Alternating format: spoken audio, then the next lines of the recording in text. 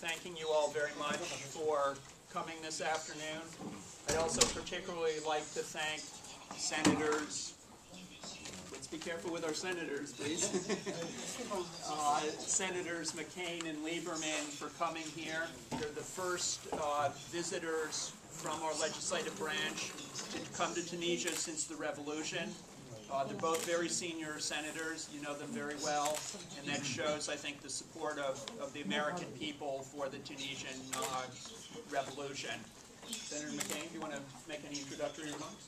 Thank you very much, Ambassador. Thank you all for coming. Senator Lieberman and I have been very pleased to have the opportunity to meet with the Prime Minister, the Defense Minister, other ministers, and members of the civil society and former opposition leaders as well. So we've had a good opportunity to not only hear from all sectors of Tunisian society, but we've also been able to express our appreciation for a revolution that was conducted by and for the people of Tunisia. And I want to emphasize that the United States' role is one to assist the transition to democracy. The people of Tunisia know best what is best for their future and their interests. I first came here in 1979, and I have come back several times since then. I first came and met President Bourguiba, and so we have had a long commitment of friendship between our two countries. But now we have an opportunity to strengthen those bonds of friendship because of the new nature of the government of Tunisia. Finally, I'd like to say there's really two aspects of our view that needs to happen here. One is the immediate lead up and conduct of free and fair elections. That has to do with transparency, with the free media, with the institutions that go along with conduct of a free and fair election. But then there must be a long-term commitment on the part of the United States, Europe, and the rest of the world to make sure that we do everything necessary to help the economy recover. And that means commitment of money, but also investment, and also the kind of environment here that would lead to economic growth. So we believe there needs to be a process for reform and for the Constitution to be changed as necessary. And remember that the future of Tunisia lies with the Tunisian people, but at the same time all of the countries of the world that treasure democracy and freedom should be committed to help.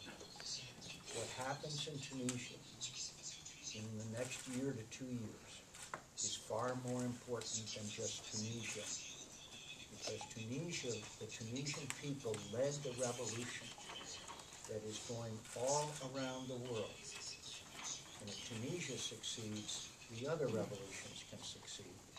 If Tunisia fails, the consequences are far less optimistic. Let me briefly just add to what Senator McCain has said. We are beginning a week-long visit to the region. And we want, at this extraordinary time of historic change, we wanted to begin in Tunisia because this is where the change began. This is where the people's uprising for democracy, for political freedom, for economic opportunity began.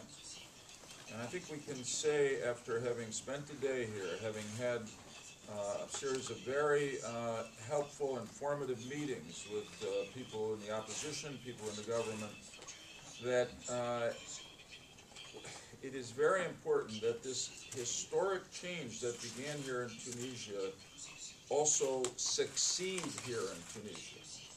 And though, as Senator McCain said, as is true of democracy, ultimately democracy gives people choices. And the most important choices are the ones that the Tunisian people will make. But we feel very strongly, and we will go back to Washington and argue to our government and to our colleagues in Congress, that we in the United States have an opportunity and a responsibility to give as much support as we possibly can to this transition to democracy here in Tunisia. I would say that it's probably not accidental that these historic changes started here, and it's also very fortunate that they started here, because this country has a tradition of having established a positive economic model, having given women rights that women don't enjoy in many other countries, of a tradition of tolerance, including religious tolerance, and a country that has a lot of very well-educated people and that has a lot of middle-class people. And all these are the makings, the raw material of a strong democracy. And it's why I think we have such an opportunity to assist you in any way we can. I'd say just two more things quickly. The first is that for too long, too many people have looked at the Arab world and concluded that there were only two choices for governance. One was secular dictatorship, and the other was a religious extremism, even violence. And those were false choices. Those were inadequate choices. Here, you, by your own people's uprising, have shown the rest of the Arab world that there's a third choice. There's a third way, and it is the way of democracy.